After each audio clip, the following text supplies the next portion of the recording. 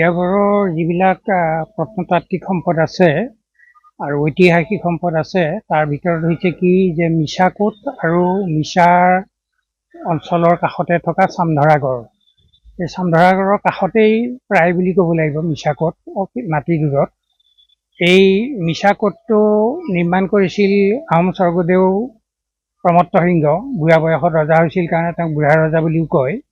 এই বুঢ়া ৰজা প্ৰমত্ত সিংহৰ দিনত বিশেষকৈ কোচসকলৰ আক্ৰমণ প্ৰতিহত কৰিবৰ কাৰণে তেওঁ ব্ৰহ্মপুত্ৰৰ পৰা বুঢ়াবুঢ়ী গড়লৈকে ব্ৰহ্মপুত্ৰৰ দক্ষিণ পাৰে এই গড় নিৰ্মাণ কৰিছিল। আৰু সেই গড়ৰ নাতি দূৰতে এই প্ৰমত্ত সিংহ বুঢ়া ৰজাৰ দিনতেই এই কোটটো নিৰ্মাণ কৰা হৈছিলে। আৰু এইটো সামৰিক দিশৰ পৰা সেই সময়ত এটা গুৰুত্বপূৰ্ণ কোট আছিলে। আৰু প্ৰতাপ সিংহ বুঢ়া ৰজাৰ দিনত এই কোটটোৰ দায়িত্বত আছিলে লাচেম হাতী বৰুৱা বুলি এজন আমাৰ বীৰংগনা পুৰুষ। গতিকে মোগলে সেই কোটটো আক্ৰমণ কৰি প্ৰবল পৰাক্ৰমেৰে যুদ্ধ কৰাৰ পিছত লাচেম হাতী বৰুৱাৰ মৃত্যু হৈছিলে। আৰু পিছত তেওঁৰ কলিজাটো ফালি চাইছিল মোগলসকলে। কলডিল সম ডাঙৰ আছিলে বোলে তেওঁৰ কলিজাটো। যি কি নহওক, ই এটা আমাৰ কলিয়াবৰীয়া তথা অসম বুৰঞ্জীৰ এটা ঐতিহ্যপূৰ্ণ সম্পদ। মিছাকোট অষ্টকোণৰ দৰে অষ্টকোণ থকা এইটো গড়। এইটো আমাৰ অসমৰে কলিয়াবৰৰে নহয়, অসম বুৰঞ্জীৰ এটা ঐতিহাসিক সম্পদ।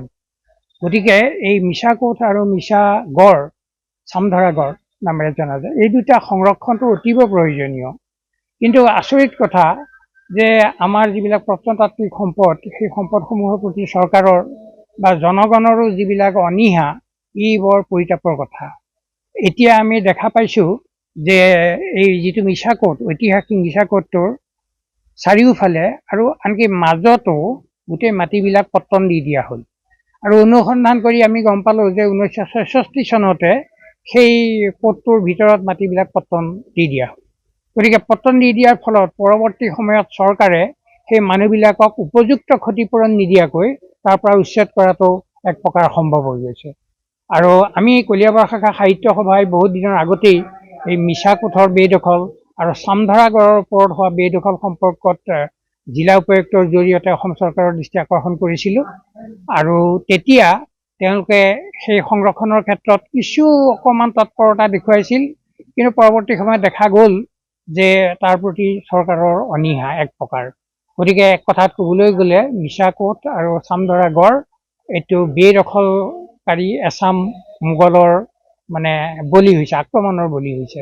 গতিকে আমি আশা কৰোঁ যে কলিয়াবৰৰ অতি প্ৰাচীন প্ৰত্নতাত্ত্বিক সম্পদৰ সংৰক্ষণ হ'ব লাগে। অসম চৰকাৰে এই সক্ৰিয়তা অৱলম্বন কৰি এই প্ৰত্নতাত্ত্বিক সম্পদ ৰক্ষাৰ কাৰণে যাৱতীয় ব্যৱস্থা গ্ৰহণ কৰিব লাগে।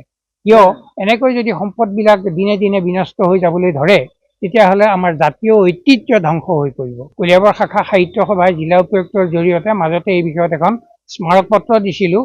আৰু তেখেতৰ চেম্বাৰত এজন ADCৰ লগত এই বিষয়ত আমি মুকলি আলোচনাও কৰিছিলোঁ। আৰু সেই সময়ত প্ৰত্নতত্ত্ব বিভাগৰ মন্ত্ৰী কেশৱ মহন্ত ডাঙৰীয়া আছিলে। তেখেতৰ তৎপৰতাত তাত এখন ৰাজহুৱা সভাও কলিয়াবৰ সাহিত্য সভাই আহ্বান কৰিছিলে।